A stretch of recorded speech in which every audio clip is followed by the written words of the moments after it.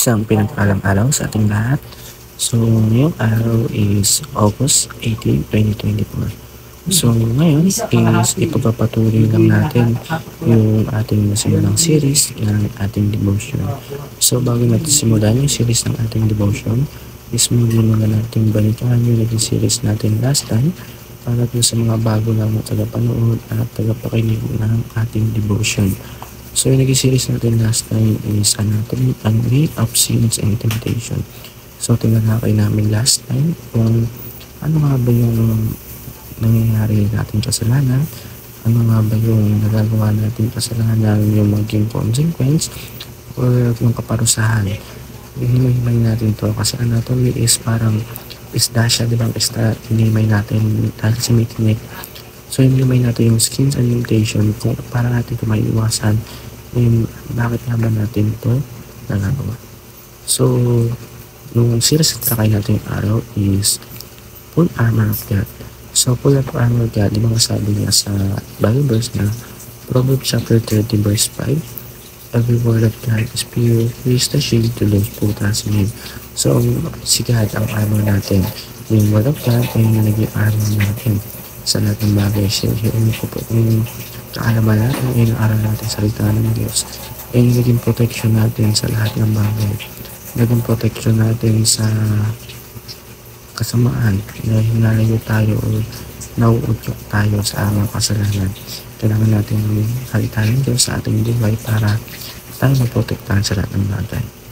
So, ayun, full armor of God. Yung armor natin ang Panginoon sa buhay natin. So, ito yung series na talakay natin para sa buong linggo.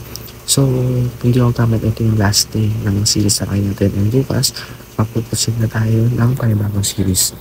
So, para makakontraan tayo dumako sa ating Bible verse. So, Ephesians chapter 6 verse 18. And pray in the Spirit on all occasion, with all times might be alert and always keep up praying all the Lord's people. So, sa Tagalog, manalangin kayo sa lahat ng pagkakataon, humiling kayo at sumamang sa patnubay ng Espiritu. Lagi kayo maghanda at patuloy na ipanalangin ang lahat ng hindi lang ng Diyos. So, sabi nga dito na patuloy lang tayo manalangin sa Diyos.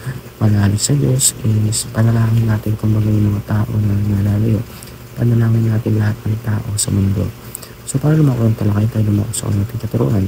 So, prayer shape the hidden rhythm. So, yung dahil nga sa pag-pray natin, pinag-pray natin sa sarili natin, pamilya, miski yung mga tao na nalalayo na sa salita ng Diyos.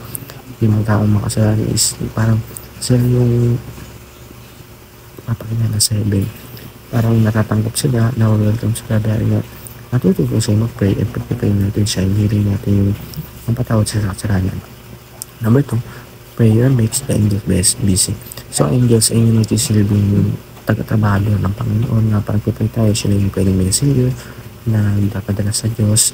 Sila yun. And number 3, prayer brings our battle in God's court. So, mga prayer na yung trabaho, parang pray tayo. Parang sila yung nagiging tulay. Sila yung nakakasama natin sa mundo ito. So, parang sila yung Holy Spirit. So, di ba kanya may mga kasalanan, may lumami ng modok sa atin. Kung yung itong kasalanan na to, ang hindi nagsasabi na huwag mong gawin to, sila yung parang nagiging bodyguard at sa araw-araw and sila yung pinuli ng Diyos laging sa heaven para gawin ito sa atin. So, yun po para sa araw na to, may minatutunan tayo sa ating pakinig at panood sa ating devotion. God bless to all.